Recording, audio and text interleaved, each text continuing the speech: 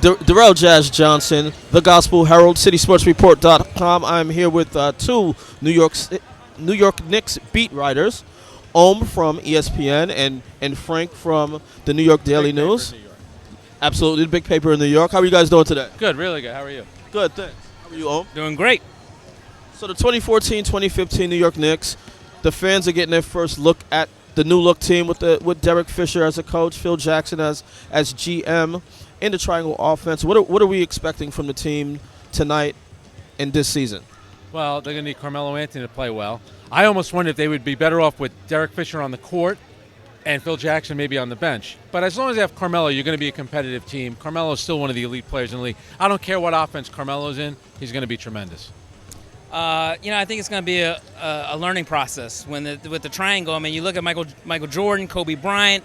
It all took them time to really learn how to be patient with this system, and they had, the benefit of having a really good team and a good cast around them. Carmelo obviously does not have a great cast around him, so he's going to have to be patient, and I'm eager to see how Derek Fisher's going to do his first time as head coach. And what you should do is make sure you play this tape for the rest of the players in the locker room that Ohm said Carmelo doesn't have a good cast. But he's right, though, because when he mentioned Michael and Kobe, Michael Jordan had Scottie Pippen, Tony Kukoc. Later on they had Dennis Rodman there.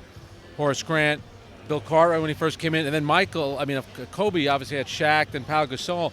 So that was championship caliber talent. And the other thing is, Phil Jackson was a proven coach by the time he got to LA. We all want to see Derek Fisher do well, but it is his first time ever coaching, and Mark Jackson had to go through it. Jason Kidd went through it last year, and now Steve Kerr is obviously going through it this year in Golden State. One of the people who should be important to this team is Iman Shumpert. It should be a pinnacle year for him. What should we expect from Iman Shumpert this year? Well, I think the one thing is there's the opportunity for Shumpert. If you look at all of Phil Jackson's past teams, the reason why I keep bringing up Phil is because obviously he's the guy that's going to put this team together. In his vision, there was always a long, athletic, defensive guy. Obviously, he's not Scottie Pippen, but maybe he could do something like Ron Harper later in his career. Shumpert's the one guy on this team that can defend, create some offense from his defense, and the Knicks are going to need that.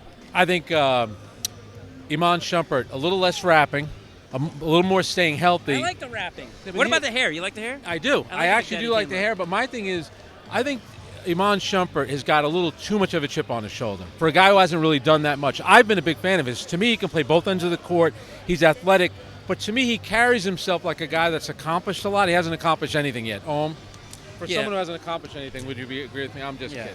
Yeah, but he is right. There is a chip on his shoulder, which can be a good thing, but sometimes for him it can be a bad thing.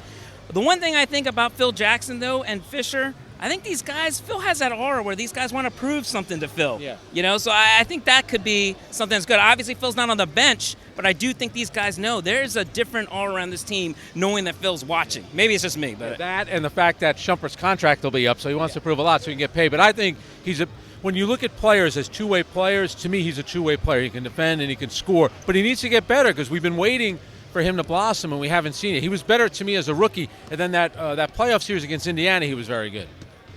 Final question for the both of you. He's almost a forgotten man, not on the salary cap, but on the court. Amar Stoudemire. What can we expect from Amar Stoudemire this season?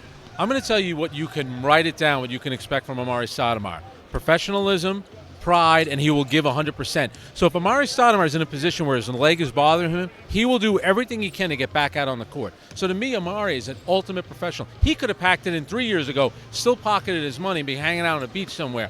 To me, Amari's got a lot of pride, and that's a great thing to have in your locker room. I'm eager to see how Amari's going to fit in the triangle. Obviously, he's a guy that made his career a lot on pick and rolls and things like that.